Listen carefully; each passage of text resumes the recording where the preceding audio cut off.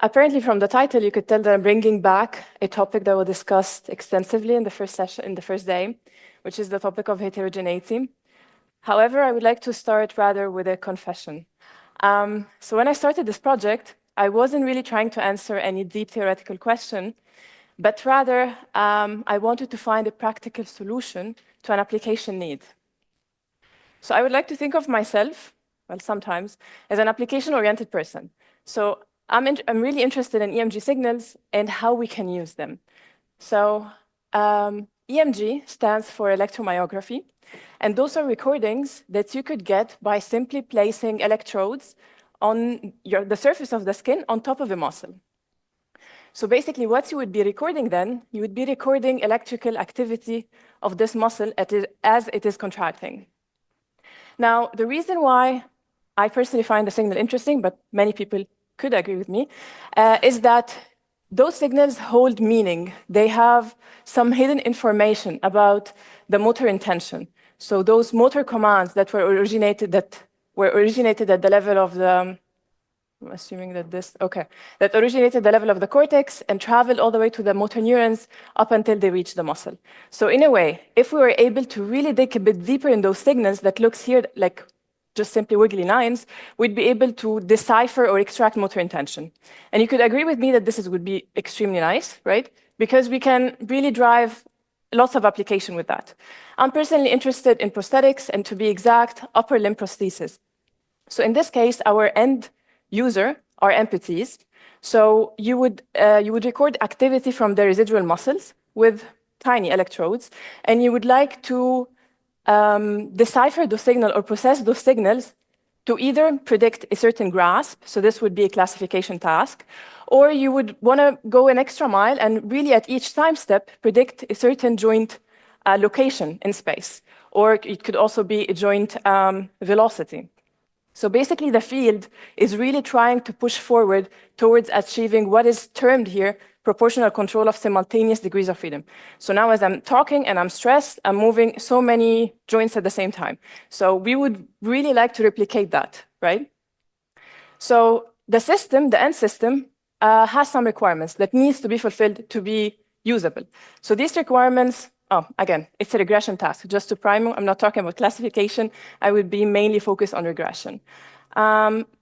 Moving on, so the system needs to have to fulfill some requirements. These requirements starts with a reasonable accuracy, and I'm being a bit diplomatic with the choice of words. Reasonable here does not always mean the highest possible accuracy, because in certain cases, you need just to fall within a certain range, right? And it's subject dependent, what the subject feel about the accuracy for the system. And second requirement would, of course, be a short latency, which should fall within 200 milliseconds. And lastly, the system would be battery operated. So whenever you're designing your processing stage here, you need to consider that you would be operating on a low power budget. But there are many other requirements. But just to list the top three, these are the ones I listed here. And from what you can see here, you could already see some reasons why a spike-based processing would make sense in this case. Now, to make it clear, I'm not saying that this is the killer application everyone in the neuromorphic community is trying to find. I'm just saying is one potential application, which I think it's worth exploring. So to give you a bit of a bird's eye view on what is the current state, so we have on one side here the EMG signals, which are acquired in an analog domain. So the sensor reading gives us like real valued numbers. And what we'd like to predict or estimate are, again, continuous output. In this case, I'm showing just 2 joint angles, but this can be extended, right? So there are 1 or 2 ways you can do this processing.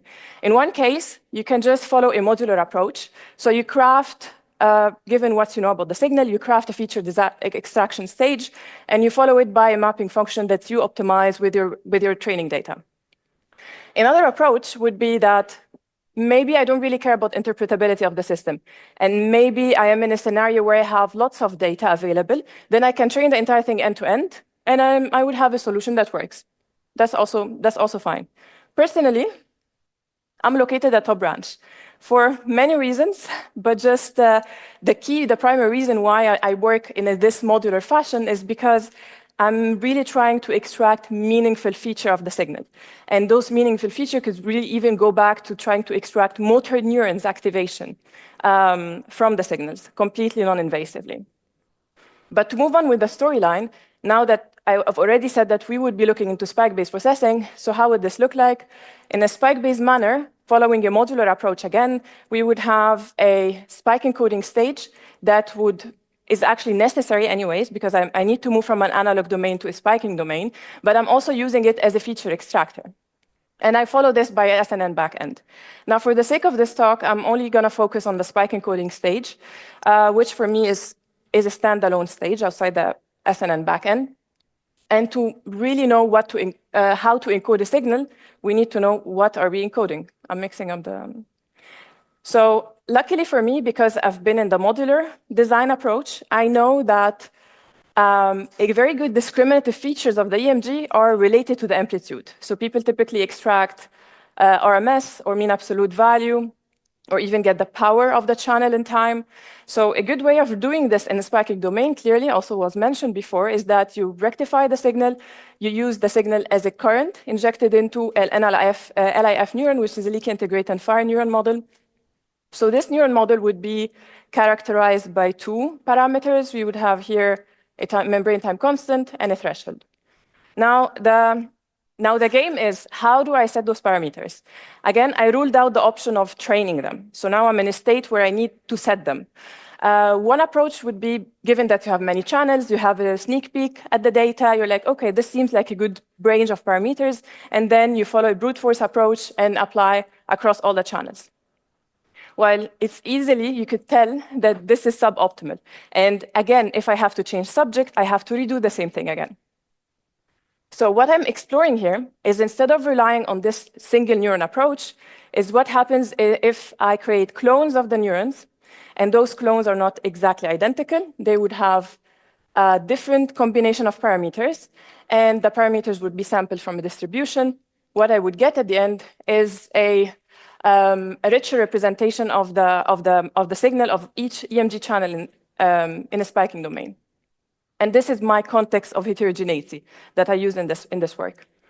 So to move one step further, what I use the benchmarking dataset, which is the NINA Pro that also Emre talked about. We have 16 channels that are mapped to 5 degrees of activation on this side.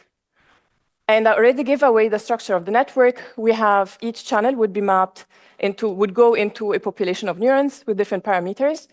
Again, the neurons do not interact within, so I'm merely placing a bet that there would be some neurons within a good regime.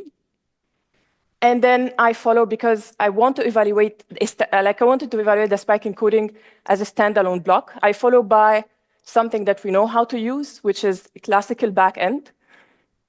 And I use this to fit, just to find if I could find coefficients here on these lines here that would give me a good predictions. So to move on into the results, and I do have 1 minute, is so I needed to set, so I did not give you the whole story, right? I need somehow to set those distribution. So I started with some, I took some decisions. First off, I set a normal distribution for the parameters within the population, and I also set a variance to be 20% away from the mean. Kind of an informed guess from what I hear from the analog neuromorphic guys, that there is around a 20% mismatch. And then I did a very coarse sweep over a subset of subjects, also healthy subjects, like a couple of subjects, to just have what is a good operating regime for those means for the time constant and the threshold. Next, I averaged, I found like a good operating regime, which was the one in blue over here. And then I applied it to other subjects, including MPTs. So bear in mind, MPTs, I have not seen their data before. I don't know what is their data distribution. Yet I could achieve like a fairly reasonable accuracy of, this is a mean absolute error. So the lowest error would mean like you get higher accuracy of around 8 degrees. To put things into context, people report the best state of the art is around 6 degrees. But I'm happy with my 8 here, given that it's a plug and play solution. So another observation is that as I increase the distribution, the size of the population, there is a saturation in performance, which kind of is expected but it also means that there are some degree of correlation within the population. So to conclude, I started by trying to look for a plug-and-play solution that would work without the need for training or fine-tuning. I thought maybe heterogeneity would work, placing my bet that I would have some neurons that would have good parameters. I evaluated this end-to-end because I'm application-oriented and I care about that final metric. Lastly, it seems like heterogeneity work, but to a certain degree, which brings me back to another question, really interesting from my point of view. What is it? The population would have a certain degree of correlation. So what is a sufficient degree of correlation for this task? With that, I would like to thank, of course, the whole institute, Giacomo's group, my collaborator, Luca Maneschi, and of course, my lovely supervisor, Elisa Donati. And I leave you with this slide to stir up some questions.